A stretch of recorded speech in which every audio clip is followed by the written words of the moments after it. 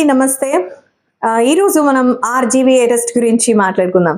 So RGV ఒక వింత జీవి అని మొన్నటిదాకా అనిపించింది. కానీ నిన్నటితో పరివర్తన. ఎందుకంటే లేటెస్ట్‌గా తను డైరెక్ట్ చేసిన సినిమాని చూసి అరెరే! మనం ఇంత గొప్ప సినిమాలు తీసామా? మళ్ళెందుకు అశురెడ్డి, హరియానాల్ని అలాంటి పోజుల్లో చూపించాం? మనమెందుకు అంత గలీజ్ సినిమాలు తీసాం? నిజంగా అమ్మాయిలంటే కేవలం కెమెరా లో యాంగిల్స్ లో మాత్రమే చూపించాలనుకునే దర్శకుడిగా మనం ఉండిపోయామే అని ఉన్నట్టుండి ఆయనకి ఎందుకో మార్పు వచ్చేసింది. మార్పు మంచిదే అన్నట్టుగా ఆర్జీవి అట్లా మారారో లేదో పాపం కోర్టు ఆయనకి 3 నెలలు జైలు వేసేసింది. అంటే మంచోళ్ళని సమాజం బతకనివ్వదా ఏంటి? ఎందుకంటే ఇది కూడా ఆయన గతంలో చేసిందే. ఎక్కడో చెక్ బౌన్స్ కేసు అనుకుంటా. 1, 2 కాదు 7 ఏళ్ళు. 7 ఏళ్లకు పైగా వాళ్ళు ఇవ్వాల్సిన అమౌంట్కి చెక్ బౌన్స్ అవడంతో ఆయనకి మీద కేసు వేశారు. సో రారయ్య బాబు అసలు అటెండ్ అవ్వండి కేసుకి సంబంధించి అంటే ఆయన వచ్చినటువంటి ఆ డేట్కి కోర్టుకి హాజరు అవ్వలేదు. సో ఆయన రాకపోవడం వల్ల నాన్ బెయిలబుల్ కేసు వచ్చింది.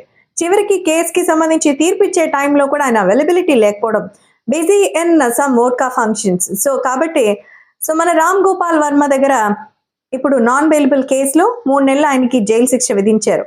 వాళ్ళకి ఇవ్వాల్సిన 3 lakhs సంథింగ్ అమౌంట్ని కనుక ఇవ్వకపోతే మళ్ళీ ఆయనకి ఇంకొక 3 నెలలు ఎక్స్టెండ్ చేస్తారంట. హైలైట్ ఏంటంటే ఆయనకి బెయిల్ కూడా ఇచ్చేసారు.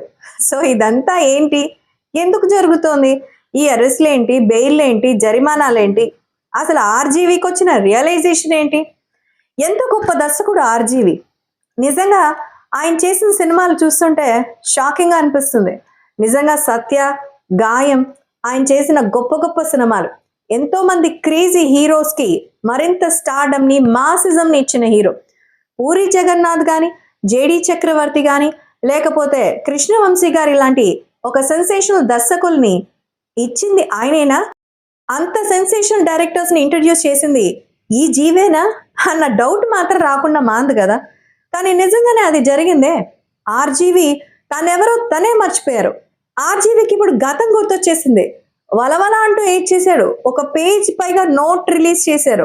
అరే నేను ఇంక మీదట మంచి సినిమాలే తీస్తాను, గతంలో చేసినవంతా తుచ్, అసలు ఏం గుర్తుపెట్టుకోవాల్సిన అవసరం లేదు, ఆర్జీవి అంటే ఎవరో నేను చూపిస్తా, I will definitely come back with a good and perfect stories subjects అన్నారు. పాపం మన అశురెడ్డి లాంటి వాళ్ళు, మిగతా వాళ్ళు అసలు నెక్స్ట్ బిగ్ బాస్కి రావాలనుకునే వాళ్ళ లైఫ్ ఏమైపోవాలా బాస్ కదా? కాస్త ఆలోచించండి.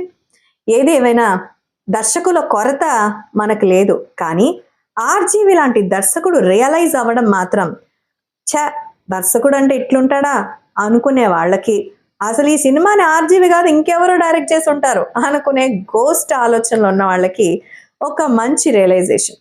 సో మార్పు నిజంగా మంచిదే.